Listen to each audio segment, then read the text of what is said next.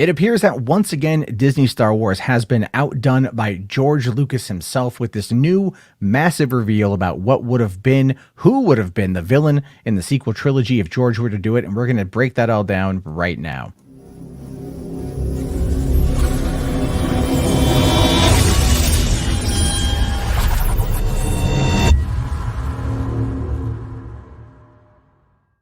Hey, what's going on, everyone? How y'all doing? Matt Jarbo here with $3 Theater for another one of my Let's Talk Rant videos, because today we're going to be breaking down this whole storyline about how Darth Maul was the villain of George Lucas's original Star Wars sequel trilogy, and why we got Kylo Ren, why we got Palpatine, I'll never fully know, but this, of course, is what we're finding out right now coming in from Screen Rant. Apparently, George Lucas's original plans for the Star Wars sequel trilogy would have seen Darth Maul as the overall villain.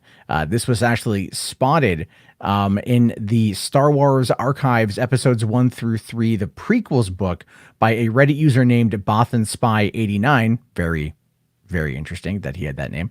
However, this is how he broke down what we would have gotten out of this. This is what it says. Darth Maul trained a girl, Darth Talon, who was in the comic books as his apprentice. She was the new Darth Vader, and most of the action was with her. So these were the two main villains of the trilogy. Maul eventually becomes the godfather of crime in the universe because as the Empire falls, he takes over. The movies are about how Leia, who else was going to be the leader, is trying to rebuild the Republic. They still have the apparatus of the Republic, but they have to get it under control from the gangsters.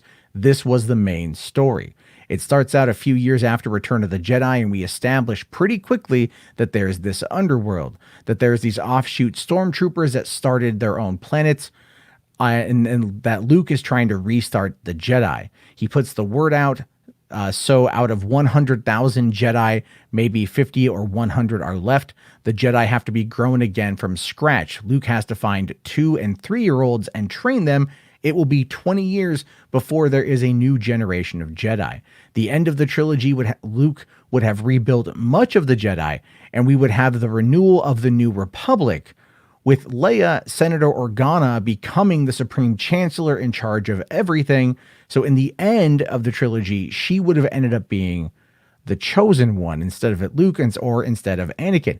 And that's got a lot of people talking about this. That's got a lot of people really kind of really wondering why Iger chose to not go this path, or why they just chose to not follow with what Lucas wanted to do. And that, we've already kind of broken that down. J.J. Abrams is going to want to do his own thing. You don't bring in J.J. Abrams for a straight adaptation. He's going to reboot it in the way he best sees fit. We saw this with Star Trek. And again, I still liked The Force Awakens quite a bit. But one of the more interesting aspects of the Clone Wars television show was when we got the rebirth, if you will, of Darth Maul and him hanging out with Savage Opress, and also Clancy Brown and Sam Witwer's voice acting work was awesome in that one. But the two of them were formidable opponents for the Jedi, only to be stopped by the Emperor himself. And then Maul showing up in the Siege of Mandalore at the end of Clone Wars Season 7 for that excellent arc was amazing. And then him popping up yet again in in Rebels, and that was Filoni's show. Same with more or less Clone Wars. But Filoni himself had said that it was Lucas's idea to bring back Maul, which means he wanted to establish Maul during the Clone Wars as having survived the Phantom Menace, having then grown into the powers that he has. And then by the time we would have gotten to this new trilogy, he would have been the most formidable Sith still alive, and the person who is the most, that it needs to be put down by Luke or Leia or any other Jedi that they've got, the one who is in control of all of the underworld. Which then ties back in with that Lucas show he wanted to do, Star Wars Underworld, which would have been about, the crime and villainy on Coruscant. And we saw that little tester video that came out a while back. They had written like 100 scripts for this thing. So as we start kind of breaking down all of these other aspects of what we know about what Lucas wanted to do, we can see that it all started to kind of tie back to Maul. He introduced Maul in the beginning, Episode 1, like when we met Palpatine, and he wanted to make sure that Maul's anger and hatred and rage and drive and ambition is what propelled him around the original trilogy, right? And then rocketed him to the sequel trilogy as the main villain. And if you think about it, that same concept was used by J.J. Abrams, talking about Palpatine when asked why he was coming back, saying Palpatine had always been there. Palpatine had always been in the shadows. We met him in The Phantom Menace when he was, before he took on the role of Darth Sidious, at least, to the Empire, to the galaxy and stuff, when he was still Chancellor Palpatine. Or Senator Palpatine. We met him back then, and that was why they wanted to bring him back in, which makes sense on paper. But it does somewhat invalidate what happens at the end of Return of the Jedi, because we got no actual backstory with how the hell the Emperor survived. And of course, at this point, Disney has in the timeline, and the official timeline of including Rebels, already killed off Darth Maul. So bringing him back in that particular fashion is going to be quite difficult, because Obi-Wan is the one who finally put him down. But with Solo and the potential idea of having a Solo prequel series, like a Lando series, Darth Maul could find his way around. He could find his way back. The Bad Batch animated show that's going to be coming out, taking place after the events of the Clone Wars, could also see them running into Darth Maul. It would make a lot of sense overall for them to still find a way to keep him around in some timeline that is still going to end up being able to build him into the badass we all know and the badass we all love. But what this tells me, what this truly, truly tells me, is that Lucas had a vision.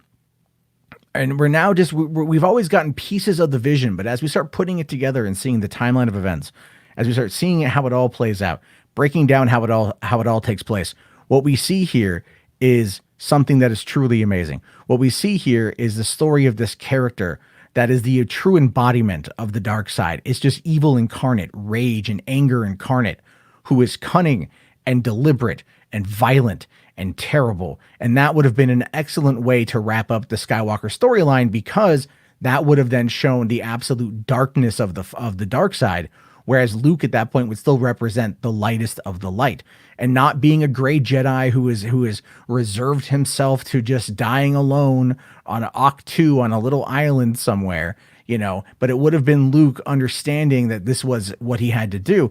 Now, the concept of Leia being the chosen one is interesting, and you could make it work. It could actually work out pretty well, provided that they were actually able to get Carrie Fisher. If they would have shot this back in the 90s, then they maybe would have been able to do it if it picks up a couple years after Return of the Jedi. But now there's no way for them to do that. Even before Carrie Fisher's unfortunate death 4 years ago, they still wouldn't have been able to do it.